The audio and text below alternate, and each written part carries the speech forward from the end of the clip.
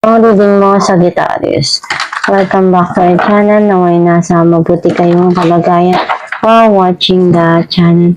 This is a general reading. Kayo nang bahalang magpalit-palit ng situation nyo sa reading ko.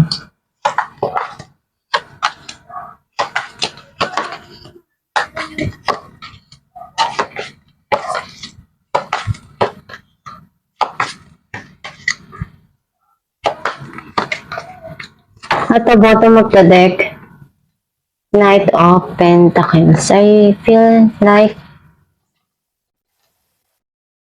ang nasa-sense ko na energy mo dito, andun yung may mga ginagawa kang paraan ngayon para sa pera mo, sa trabaho mo, sa karir mo, na mapaunlad, pinagsusumikapan mo. Mabuti na maabot kung ano yung gusto mong pangarap or stability sa financial. Ang mensahe ng card mo, nakikita ko na ngayon masyadong magulo pa yung isipan mo.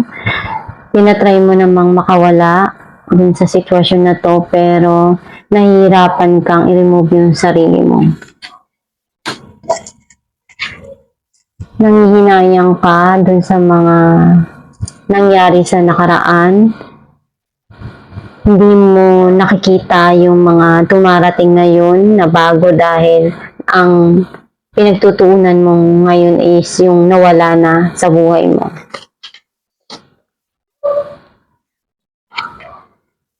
May mga gusto ka or umaasa ka na mapunuan or may bigay sa'yo yung mga pangarap mo at ma-achieve mo to. Some of you, pwede may mga pinagdarasal ka dito na gusto mong matupad at makuha. Nagkaroon ng kaguluhan doon, hindi nagkaunawaan, and nagkaroon ng struggle also, and sobrang hirap sa'yo dahil isa ito dun sa passion mo.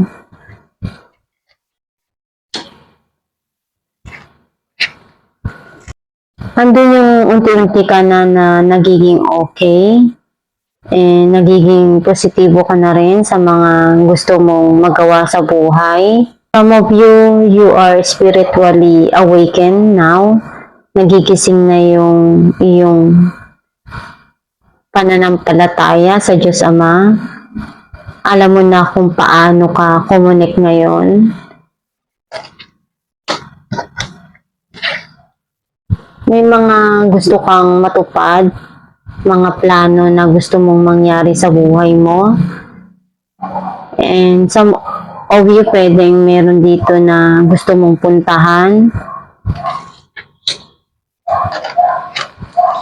May mga gusto kang baguhin, ayusin dun sa mga nangyari sa buhay mo sa nakaraan na hindi maganda. Ngayon mo nare-realize yung worth o yung gusto mo na maibigay sa buhay mo, sa sarili mo, na makamit mo yun.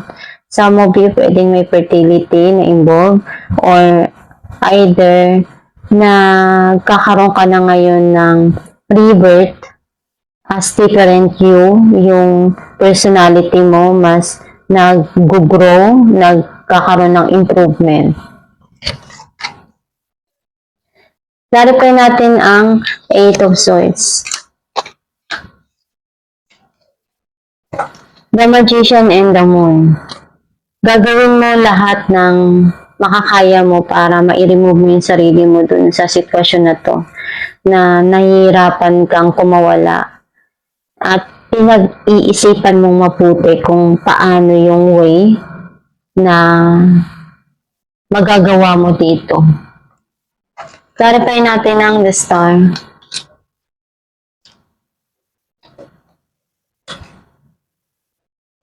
King of Pentacles and the Emperor. May mga desisyon ka dito na gusto mong gawin Kasi may mga pangarap ka pang gusto mong ma-reach na goal. And also, lahat naman ng pinaghirapan mo one day, mag-paid off din yan. Kasi andun yung pinagdarasal mo at the same time, pinagsusumikapan mo din na matupad yung mga pangarap mo. Clarify natin ang Queen of Wands. Ten of Swords and Five of Wands. Napagod ka na dun sa mga nangyari sa nakaraan dahil hindi kayo nagkasundo, nagtalo, you feel struggle dun sa sitwasyon na yun. Kaya nagkaroon ng end yung situation. Some of you, pwedeng yung someone sa buhay mo sa nakaraan. And itong tao na to, very passionate. Clarify natin ang Five of Swords.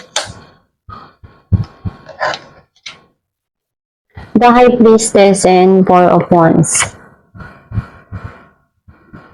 May mga tinatago ka sa sarili mo na gusto mong mabago.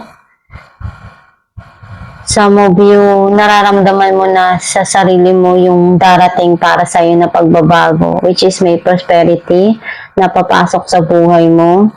Some of you, pwedeng may marriage na involved. Clarify natin ang Five of Cups. Eight of Swords. And Ten of Swords.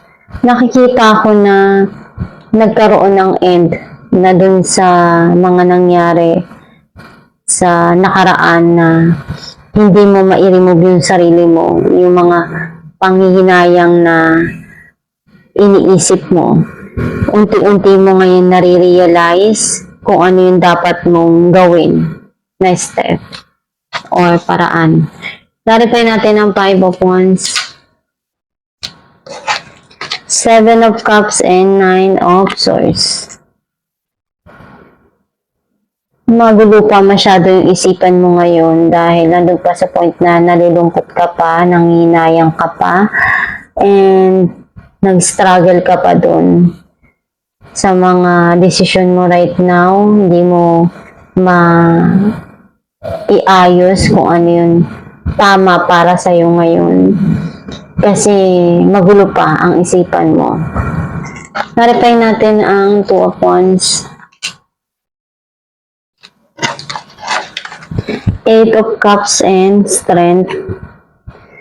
May mga gusto ka nang kalimutan sa mga nangyari sa buhay mo at harapin ko ano yung darating para sa'yo. Mas matatag ka na ngayon, mas matapang, na-overcome mo na yung pagsubok na pinagdaanan mo.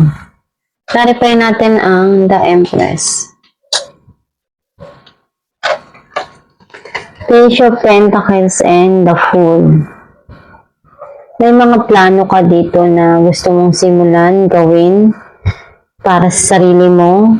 Gusto mo nang gawin yung mga bagay na magpapasaya sa puso mo, yung mapapaunlad mo yung sarili mo, at naibibigay yung mga gusto mo.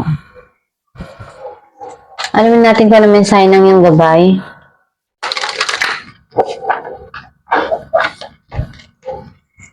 Cupid. We send great waves of love into your heart and mind, awakening your love for life itself. Your clear decision to accept and enjoy romance has triggered this reawakening. Allow yourself to spontaneously celebrate love in all of its glorious aspects. Ang mensahe ng iyong gabay na may mga binibigay sa atin na sign yung gabay natin sa pag-ibig or anumang pinagdadaanan mo sa buhay para makatulong sa'yo sa mga desisyon mo, sa mga gusto mong gawin sa buhay at plano mo. Magdasal ka lang palagi at kumunig ka sa Diyos Ama para matulungan ka at magabayan ka ng tama. And gawin mo lang yung mga paraan na kaya mo dun sa dumarating sa'yo. Basta alam mo lang sa sarili mo na makakabuti yun para sa'yo. Wala kang masasagasaan o masasaktan na ibang tao. And yung mga pangarap mo na yan, gawin mong motivation yan na maabot mo kung ano yung goal na gusto mo. Basta pag sumikapan mo lang palagi kung ano yung mga gusto mong dreams na matupad at magdasal lang sa Diyos Ama at sa gabay mo na tulungan ka para ma-achieve mo yung mga pangarap mo. At itong yung reading Sagittarius, kung naka-resonate ka, kindly comment down below. Thank you for watching.